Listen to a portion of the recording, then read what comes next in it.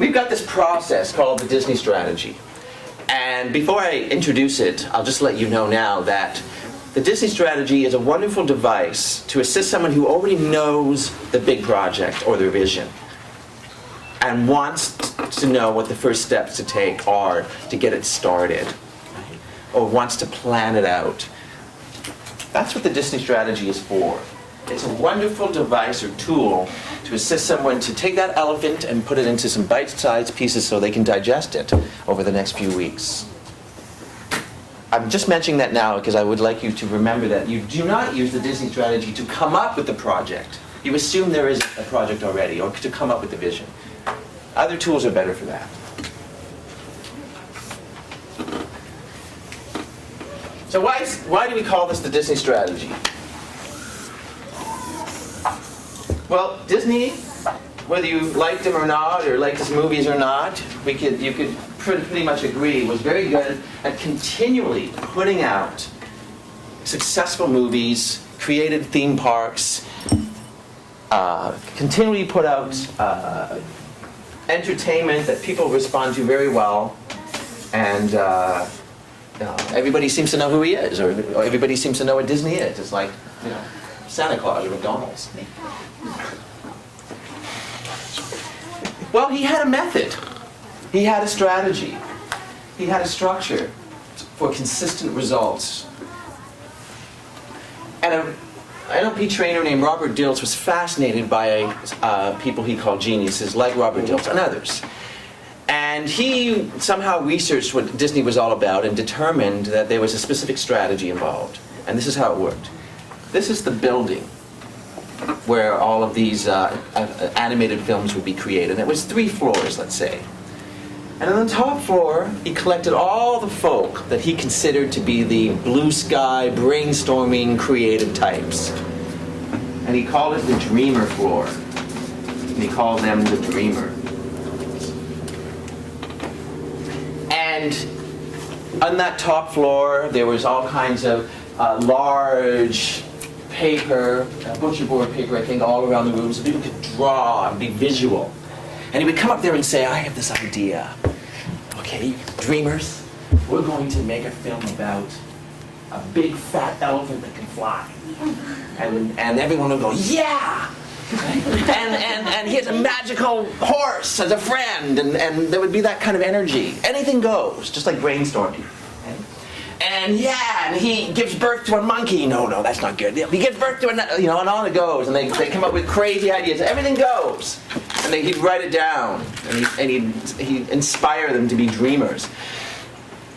And then once he was satisfied that they got some framework of a film or an idea, he would take it down to the middle floor.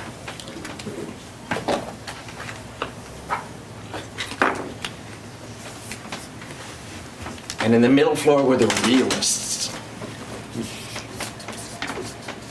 Those individuals he considered practical, pragmatic, strategic. The engineers. He'd say, what's that? The engineers. The engineers. Well, I always say, that can't be done. No, that's later. That's later. I'll get to that. So he takes this idea. All right, guys, I was just upstairs with the dreamers. And this is what they came up with. Boom. It's a movie about an elephant that can fly. Okay. How are we going to do this? What are the steps that we need to take? Let's test this out. So that's what the realists did. Okay, well, we need to do this. We need to have this. The kids like this. We need to have some jokes for some adults. We need to put that in there. They create a sequence. So over here, it's the blue sky thinking. Brought over here, he's got a blueprint. He's got a sequence. He's got maybe a timeline like this. This is what we need to do first, and we need to do next, and we need to do next. All tested out step by step. But he doesn't stop there. As you notice, there's 1 floor left.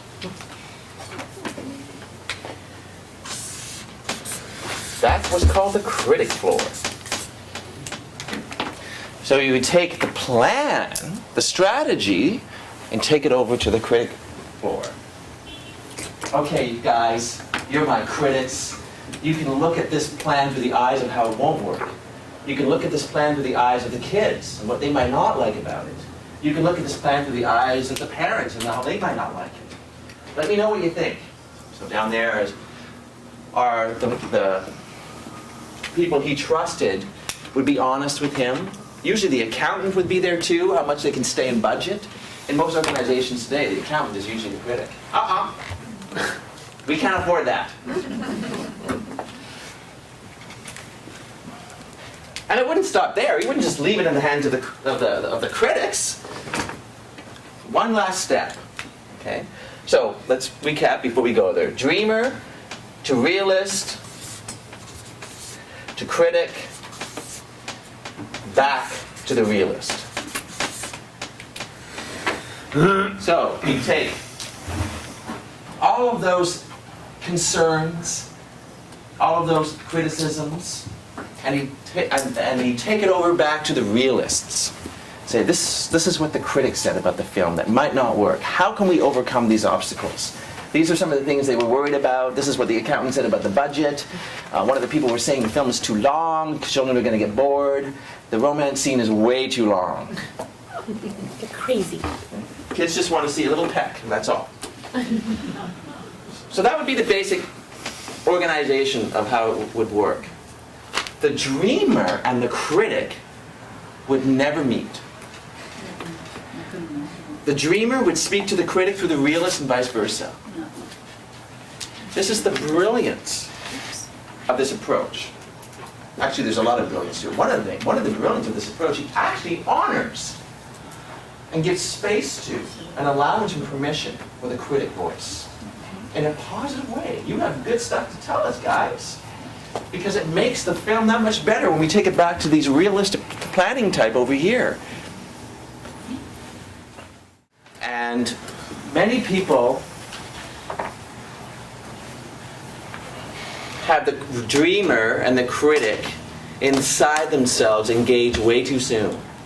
In other words, you might wake up at 3 in the morning and you're awoken by this great idea, this $1 million idea, this website, this book, this plan, this concept, this workshop. That's new.